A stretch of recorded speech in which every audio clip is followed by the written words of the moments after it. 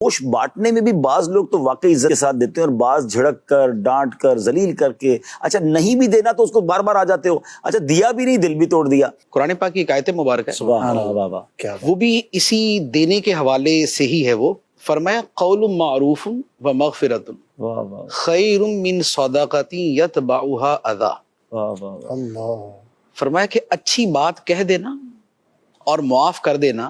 یہ اس صدقے سے بہتر ہے کہ جس صدقے کے پیچھے تکلیف دینا۔ اللہ، کہ ایک آدمی نے صدقہ دیا اور جسے دیا اسے تکلیف دی،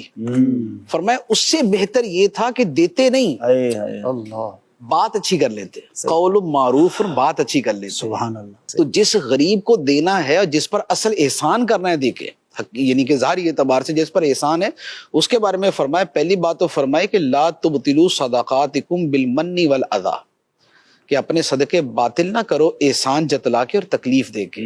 اور دوسری بات اس کے ساتھ فرمائے قول معروف و مغفرۃ خیر من صدقۃ یتبعها اذی، کہ اچھی بات بول دینا نا کہ بھائی میں دے نہیں سکتا یا میں کسی اور کو دے رہا ہوں یا میں دے چکا ہوں، یہ اچھی بات بول دینا